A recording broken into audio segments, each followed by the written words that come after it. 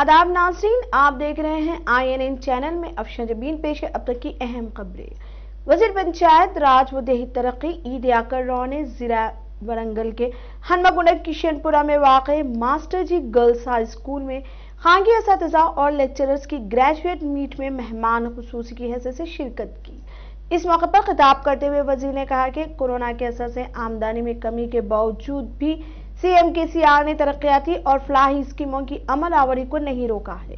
इंतखाबी मंशूर में किए वादों की तकमील के अलावा मुतादिद दीगर स्कीमों पर अमल आवरी जारी है। वजीर ने कहा कि आने वाले उगादी त्यौहार तक वरंगल में नलों के जरिए हर घर तक पानी की फराहमी को यकीनी बनाया जाएगा। उन्होंने मरकजी हुकूमत पर तनकीद करते हुए कहा कि मरकज की जेर क़यादत वाली रियासतों में कोई भी फलाही स्कीमात पर अमल आवरी नहीं हो रही है, जबकि मुल्क के किसान मुखालिफ स्कीमों को मुतारिफ किया गया है। उन्होंने MLC उम्मीदवार P राजेश्वर को वोट देने की अवाम से अपील की है।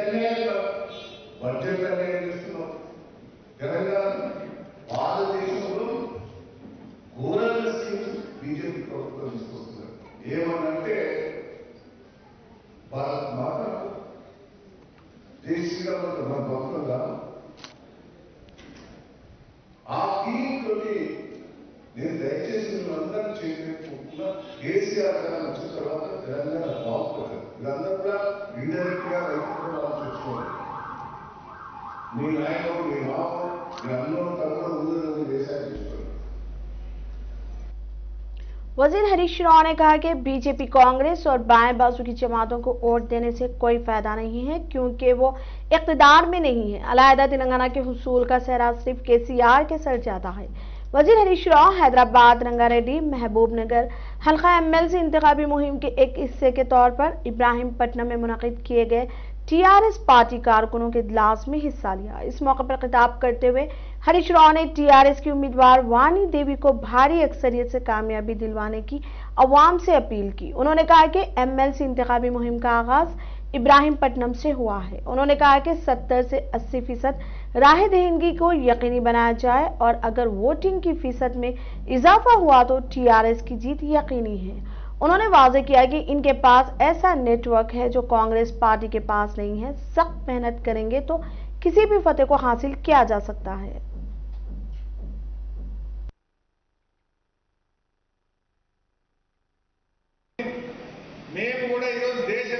మిషన్ భగీరథ లాంటి పథకం పెడతాం.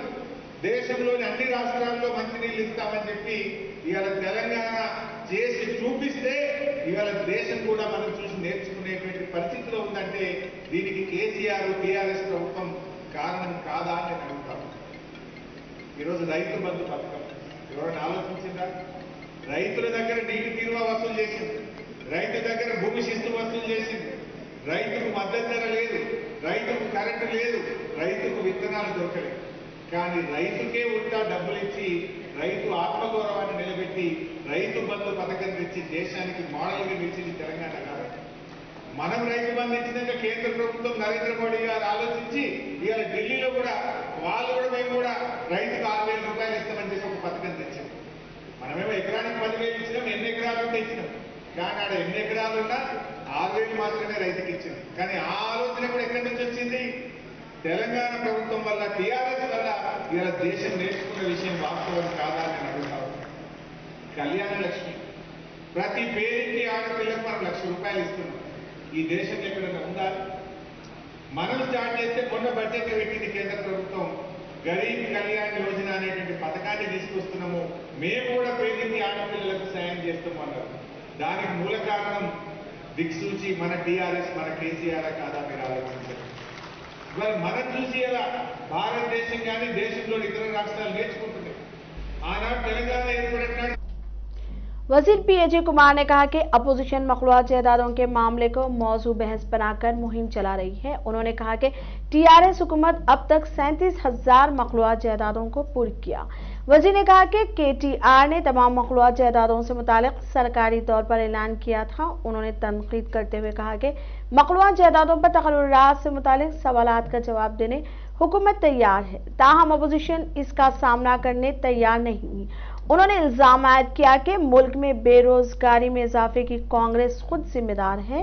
उन्होंने सख्त बरहमी का इजहार करते हुए कहा कि साल में 2 करोड़ मुलाजिमतें देने का वादा करने वाली मरकजी हुकूमत बेरोजगारों को धोखा दिया है। 6 सालों में कितनी मखलूआत जायदादों को पूरी किया है, इसका जवाब देने का भी उन्होंने बीजेपी से मुतालबा किया है। उन्होंने कहा कि हुकूमत की दिलचस्पी से बैनुल अक़वामी कंपनियां रियासत में सरमायाकारी के लिए आगे आई हैं और इन कंपनियों के क़याम से हजारों रोजगार नौजवान को रोजगार से जोड़ा गया है। वजीर ने कहा कि जिला खम्मम आरटीसी असासों के तहफ़्फ़ुज़ इनकी जिम्मेदारी है। उन्होंने कहा कि टीआरएस पार्टी एमएलसी इंतखाबात में जबरदस्त कामयाबी हासिल करेगी। उत्तम कुमार रेड्डी ने कहा कि वकील जोरे वमन राव और इनकी एहलिया के कत्ल केस को मौसर बनाने जद्दोजहद जारी रखी जाएगी।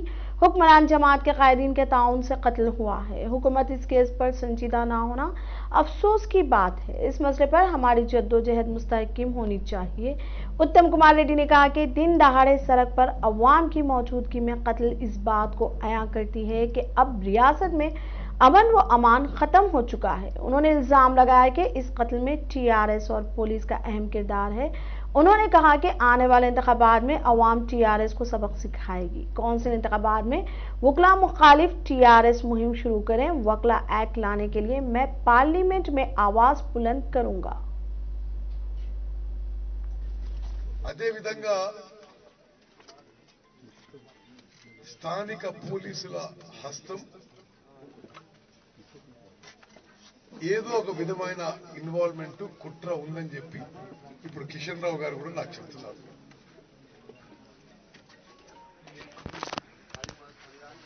అదే విధంగా వామన్ రావు నాగమణి స్థానిక టిఆర్ఎస్ నాయకులపై అనేక కేసులు ప్రజల పక్షాన వేసిన విషయం కూడా వారు మనవి చేస్తున్నారు. దాని పర్యవసనమే ఈ హత్య జరిగిందని చెప్పి చాలా స్పష్టంగా వారి తండ్రి కిషన్ రావు గారు కొన్ని పేర్లు పెద్ద మనుషులు సహా చెప్తున్నాడు. మరి పోలీసులు అది పరిగణలోకి తీసుకుంటున్నారా లేదా? ఎందుకు తీసుకోవడం లేదు? హత్య చేయబడ్డ వామన్ రావు తండ్రి కిషన్ రావు ఇచ్చే స్టేట్మెంట్ కి ఈ రాష్ట్ర పోలీసులకి ఏమన్నా దానికి వాల్యూ ఇస్తారా లేదా? మేము కూడా గమనిస్తాం. అది చాలా స్పష్టంగా ఈ రామాలయంలో జరిగిన విషయానికి వామన్ రావు హత్యకి ఏమీ సంబంధం లేదు అని చెప్పి తల్లిదండ్రులు వారి కుటుంబ సభ్యులందరూ కూడా మనవి చేస్తారు. ఎందుకు పోలీసులు హత్య జరిగిన గంటలోగానే ఆ దిశలో ఈ ఎంక్వైరీ తీసుకుపోయారు, ఆ విధంగా స్టేట్మెంట్ ఇచ్చారు? పోలీసులు జవాబు చెప్పాలి.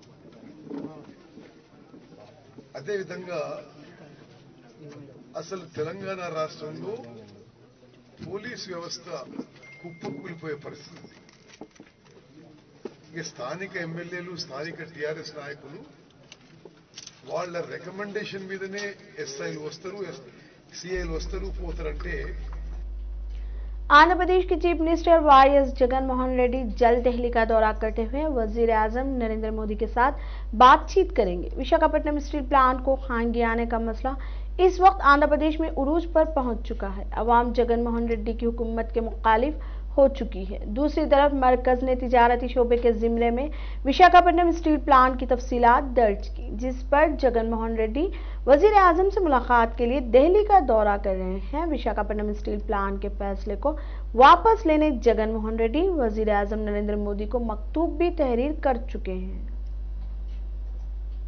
रुकन असेंबली दानिम नागेंद्र ने कहा कि एमएलसी इंतखाबात इंतहाई अहम है। उन्होंने मीडिया से बात करते हुए रेवंत रेड्डी को तनकीद का निशाना बनाया। उन्होंने कहा कि अगर रेवंत रेड्डी को वाकई पीवी नरसिम्हा राव से मोहब्बत है तो इनकी दुख्तर वानी को एमएलसी इंतखाबात में कामयाबी दिलवाने में तायद करें। उन्होंने कहा कि अपोजिशन के पास फिलहाल कोई मौजू नहीं है, इसलिए वो भोखलाहट का शिकार हो गई है। उन्होंने याद दिलाते हुए कहा कि साबिक वजीर आजम पीवी नरसिम्हा राव की जानिब से मुतारिफ किए गए इस्लाहात की वजह से आज हिंदुस्तान तमाम शोबों में आगे बढ़ रहा है। दानिम नागेंद्र ने वानी देवी को कामयाब बनाने की अपील की है।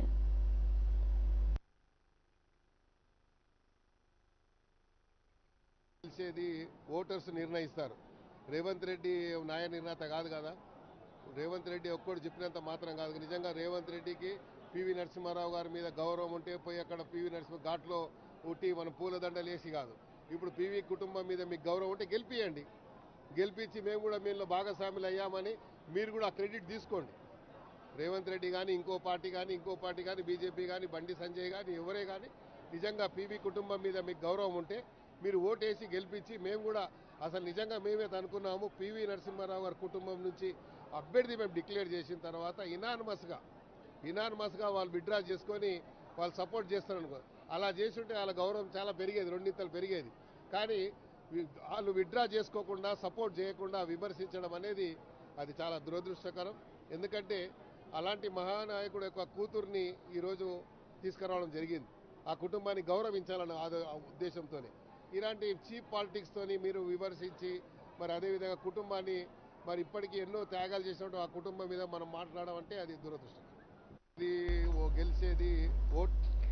सदर रियासती बीजेपी व रुकन पार्लियामेंट बंडी संजय ने पार्टी कायदीन को मुखातिब करते हुए वजीर आला के चंद्रशेखर राव पर इल्जाम आयद किया कि ये दलित कायद को वजीर आला के ओहदे पर फायज करने का वादा करते हुए इख्तिदार तो हासिल कर लिया, लेकिन ये दलित को वजीर आला बनाने के बजाय खुद वजीर आला के ओहदे पर फायज है।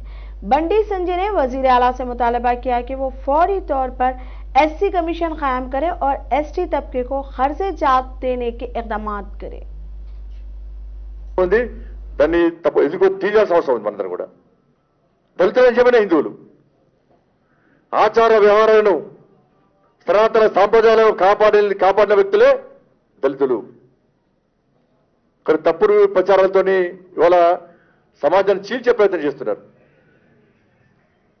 అందుకే మనకు స్ఫూర్తి ఎవరంటే ఇలాంటి గొప్ప వ్యక్తులు మనకు స్ఫూర్తి.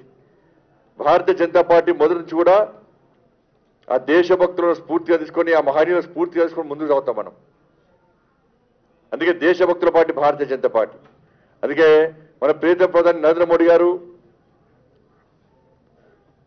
సంత్ రవిదాస్ మహారాజ్ యొక్క జయంతి సందర్భంగా ప్రతిసారి వారి యొక్క మంచి సూక్తులు వారి ప్రబోధనలన్నీ కూడా ఈ ప్రపంచానికి చూపెట్టే ప్రయత్నం చేస్తున్నారు. వారు ఎప్పుడైతే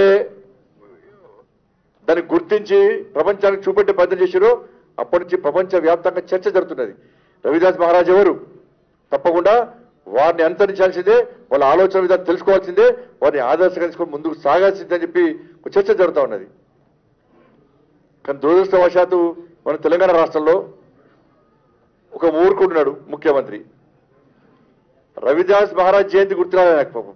ఎందుకంటే మన దేవుడు ఆయన మన పేదోళ్ళ దేవుడు కదా. ఆయన పెద్దోడు. ఆయన పాపం పేదోళ్ళ దేవుడు గుర్తొస్తాడు. ఆయనకు పెద్దోడు గుర్తొస్తాడు, పెద్దోళ్ళ దేవుడు గుర్తొస్తాడు ఆయనకు. ఆయన పెద్దోడు కదా. బాబాసాహెబ్ అంబేద్కర్ జయంతికి రాడు రాష్ట్ర ముఖ్యమంత్రి బయటికి రాడు. బాబా टीआरएस उम्मीदवार पी राजेश्वर रेड्डी हल्का ग्रेजुएट एमएलसी नलगुंडा वरंगल खम्मम ने हफ्ते के रोज हनुमकुंडा में अपनी इंतखाबी मुहिम चलाते हुए बताया कि तेलंगाना में जिस तरह फ्लाई स्कीमात रूबे अमल है वो मुल्क के किसी भी हिस्से में मौजूद नहीं है। उन्होंने बताया वजीर आला के चंद्रशेखर राव की क़यादत में टीआरएस हुकूमत ने 1,32,000 अफराद को मुलाजिमतें फराहम की, जिसकी वजह से रियासत के नौजवान ताजिर पेशा लेक्चरर और दिगर टीआरएस के साथ हैं। इस इंतखाबी मुहिम में गवर्नमेंट विप विनय भास्कर भी मौजूद थे।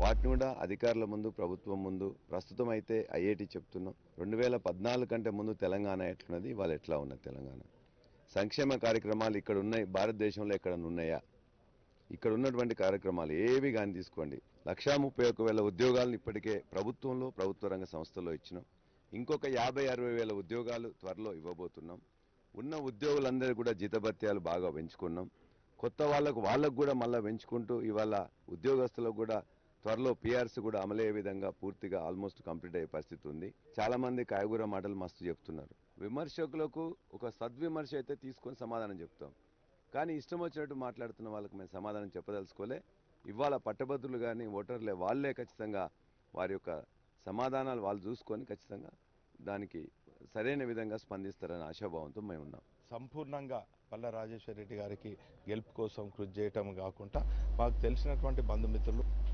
मरकजी वजीर जावेडकर आज हैदराबाद का दौरा करते हुए शाम 5 बजे होटल मेरिट में ग्रेजुएट कौंसिल इंतखाबात के लिए बीजेपी मुहिम का आगाज करेंगे। वो आज शाम ग्रेजुएट के साथ खुसूसी बातचीत करेंगे। बीजेपी जराये के बमौजिब कौंसिल इंतखाबात की मुहिम मजीद 4 या 5 मरकजी उजरा भी हिस्सा लेंगे। बीजेपी इन इंतखाबात को संजीदगी के साथ लेते हुए कामयाबी हासिल करने के लिए कोशां है।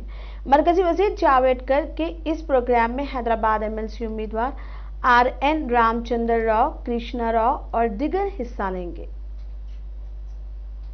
वनस्थलीपुरम पुलिस स्टेशन के हुदूद में एक बेकाबू कार ने हलचल मचा दी। बताया जा रहा है कि गौतम नामी नौजवान हालत नशे में कार चला रहा था। तेज रफ्तारी के बाइस कार का तवाजुन खो दिया, जिसके नतीजे में कार ट्रैफिक सिग्नल के खंबे से टकरा गई और डिवाइडर को टक्कर देकर उलट गई। इस हादसे में कार में सफर करने वाले नौजवानों में संदीप नामी नौजवान की मौके पर ही मौत हो गई, जबकि साथी नौजवान मौके से फरार हो गया। इत्तला के बाद पुलिस वहां पहुंची और गौतम को गिरफ्तार कर लिया और नाश को पोस्टमार्टम के लिए गवर्नमेंट अस्पताल मुंतकिल कर दिया गया। इस सिलसिले में एसीपी पुरुषोत्तम रेड्डी ने बताया कि गौतम के खिलाफ तेज रफ्तारी और शराब पीकर ड्राइविंग करने के इल्जाम में दफा 304A के तहत मुकदमा दर्ज किया गया और आगे की कार्रवाई की जा रही है।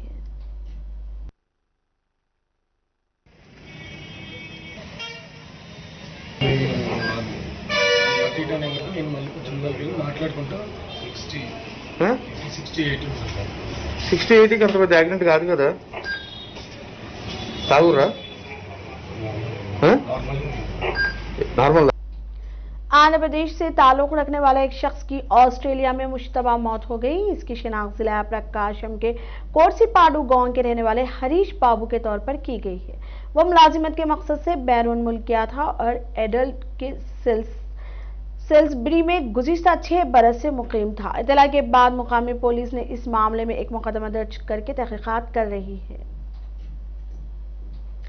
क्लासरूम में खातून टीचर पर कातिलाना हमला हुआ। हमला करने वाला कोई और नहीं बल्कि इसका शौहर था। यह अफसोसनाक वाकया आंध्र प्रदेश के जिले मगरबी गोदावरी में पेश आया। तफसीलात के मुताबिक मगरबी गोदावरी जिले के संगोडियानपेट मंडल परिषद स्कूल में नागालक्ष्मी नामी टीचर खिदमात अंजाम देती है। वो मामूल के मुताबिक क्लास में बच्चों को तालीम दे रही थी कि इसके शौहर दुर्गा प्रसाद अचानक क्लासरूम में दाखिल हुआ और नागालक्ष्मी के बाल पकड़कर इसे नीचे गिरा दिया। बाद चाकू से दीवाना वार कर दिया। इस दौरान क्लासरूम में मौजूद बच्चों ने चीख व पुकार शुरू कर दी, जिस पर दिगर क्लासेस के तलबा और असातिज़ा और हेडमास्टर वहां पहुंच गए और दुर्गा प्रसाद को पकड़ लिया और पुलिस के हवाले कर दिया। नागालक्ष्मी को शदीद जख्मी हालत में अस्पताल मुंतकिल कर दिया, जहां इसकी हालत खतरे से बाहर बताई गई है। नारायणपुरम गांव के नागालक्ष्मी की शादी जंगारेड्डी गुडम मंडल के दुर्गा प्रसाद से 2016 में हुई थी। इनकी एक 3 साला बेटी है। शौहर और बीवी के दरमियान कुछ अरसे से झगड़ा चल रहा था। नागालक्ष्मी ने शौहर के खिलाफ जहेज हनासानी का केस दर्ज करवाया था। संगारेड्डी जिले के जहीराबाद असेंबली हलके के साबिक रुकन असेंबली 82 साला सी बागन्ना तवील अदालत के 22 जुमे की रात इंतकाल कर गए। उन्होंने तेलुगु देशम पार्टी से 1954 के असेंबली इंतखाबात में जहीराबाद असेंबली हलके से इंतखाब लड़ा और कांग्रेस पार्टी के उम्मीदवार के तौर पर मुकाबला करने वाले पी नरसिंहा रेड्डी को 35,000 की भारी अक्सरियत से शिकस्त दी थी। कुछ ऐसे अदालत के 22 हैदराबाद के खानगी अस्पताल में शरीक थे। रात में इनका इंतकाल हो गया। सी बागन्ना ने 1984 से 1989 तक एमपीपी सदर की हैसियत से खिदमत अंजाम दी है। बागन्ना वो पहले शख्स थे जिन्होंने जहीराबाद में तेलुगु देशम से 1954 के इंतखाबात में कामयाबी हासिल की थी।